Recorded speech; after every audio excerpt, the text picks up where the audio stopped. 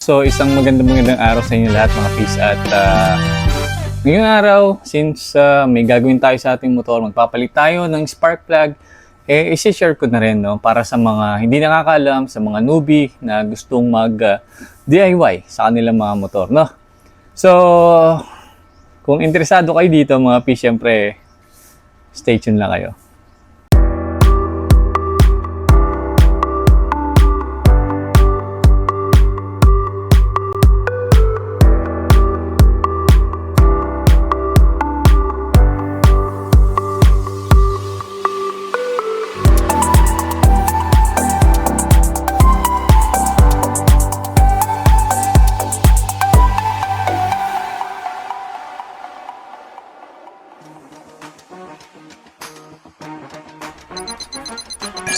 So bago tayo magpatuloy mga peace, share ko lang ang aking kakarungkot na nalalaman tungkol dito sa spark plug. So sa mga newbie at sa mga bago pa lang na magkakalikot ng kanilang mga motorsiklo. So unang-una, para saan ba itong spark plug? So ang spark plug po ay napaka-importanteng parte ng ating makina. Siya po ang nag-i-ignite or nagpapaapoy sa ating engine. So, siya po yung nagpapaapoy sa air and fuel mixture. So, kung wala to, hindi po aandar ang ating motorsiklo or kotse. Yan.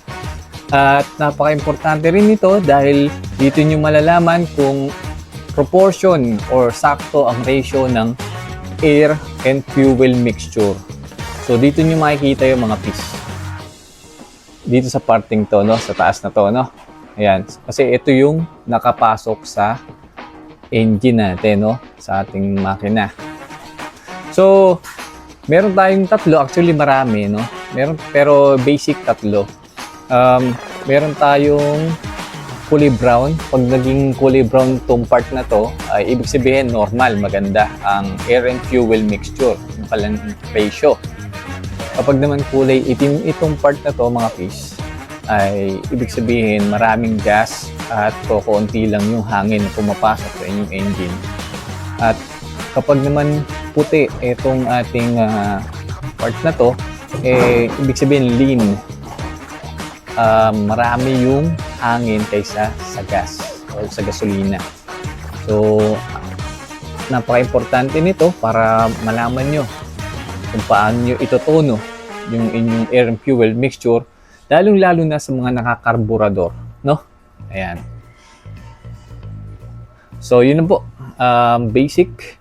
And then, tara na at magpapalit tayo ng ating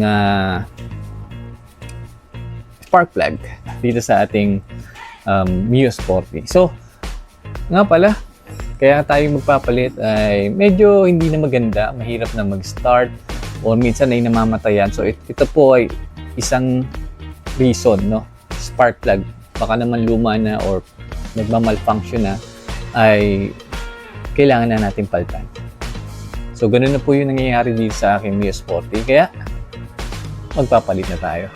So, kung magbabaklas kayo mga piece ng spark plug sa inyong mga motorsiklo, tulad nito, Mio Sporty, tatanggalin nyo lang to. May tornilyo dito, magkabila, tapos dito sa bandang ilalim. Yan, yung part na yan. Okay? Ganun lang po kadali. Tanggalin nyo lang tong cover na to. And then, yung ating part number, ito po ay isang spark plug galing sa E-Star. So, AC7R31, no? Yung kanyang part number. Ayan. So, yung mga may 7 sa kanilang model number ng ibang brand. So, yun po ay shoot sa Mio Sporty. Alright mga piso, nandito po ang location ng spark plug ng ating motorsiklo, no? Ng Mio Sporty. So, hihilahin nyo lang po itong part na to. Ito. Dahan-dahan. Ayan. Madali naman siya matanggal. So, tanggalin nyo lang to mga piece. And then, gagamit tayo ng pangbaklas. So, kadalasan sa mga motorsiklo, merong freebies, no? may previous tayo na pang mga basic tools, no? Katulad nito, ito po yung pambaklas ng ating spark plug. So meron din mga kasamang screwdriver, allen, yan. Pero to ay kasama talaga kapag bibili tayo ng motor, no? Yung basic tool. Yan. So lagay lang natin ito dito, ating ilaw. Okay, so mga piece, so gagamit tayo ng 16mm, no, na socket, no. So sa akin, meron akong mahabang socket na 16mm na nakakabit dito sa aking malaking ratchet, no. Ayan. So una yung gagawin, ipasok niyo muna yung socket sa loob, no, or eto, bago nyo ikabit yung pang-ikot nyo, no, yung pang-leverage nyo. Ayan. So, ito yung sa akin mga piece. Alright mga piece, so pakita ko lang sa inyo yung itsura nung ating lumang spark plug. Yung spark niya kung gaano kalakas, no, o gaano kahina bago natin i-install yung ating bago. So, pakita ko sa inyo mga piece, no. Ayan, so kung mapapansin nyo, napakahina ng kanyang spark. So, pakita ko naman sa inyo yung sa ating bagong spark plug. Okay, so ito na yung ating bagong spark plug. Tignan nyo maigi.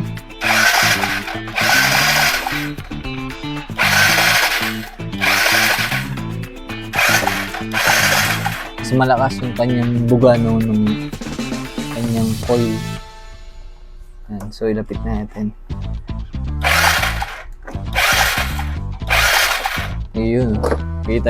Alright, so yan ang reason mga piece, no, kung bakit kung minsan namamatay yung makina natin or matagal bago mag-start yung ating motor, no, dahil sa mahinang spark ng ating spark plug. So ibig sabihin, palitin na siya mga piece, no. So ibabalik ko na yung ating spark plug or i-install ko na yung ating bagong spark plug at okay na yan.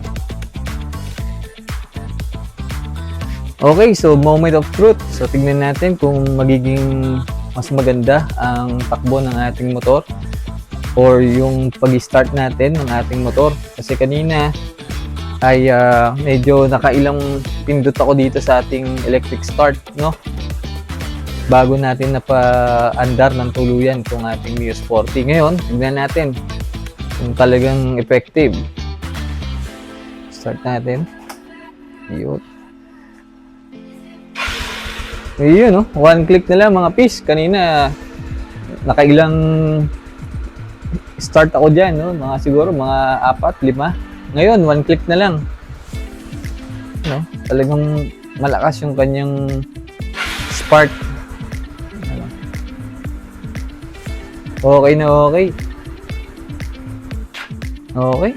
Goods na goods mga piece. At kagandahan kapag bago at maayos ang inyong spark plug mga piece ay mas gaganda bukod sa madaling i-start yung inyong motor o yung engine ay mas maganda yung sunog ng inyong air and fuel mixture, no? Mas maganda yung hatak at mas makakatipid kayo sa gas. Kumbaga, yan. Alright, so goods. Ayos na ayos.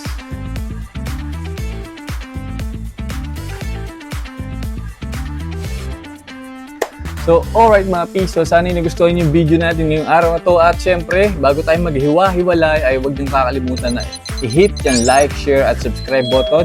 At syempre, balagbagin nyo na rin yung notification bell para lagi kayong updated sa mga bagong videos na ilalabas ko. So, hanggang sa muli mga piece. As always, stay safe, ride safe, and peace out.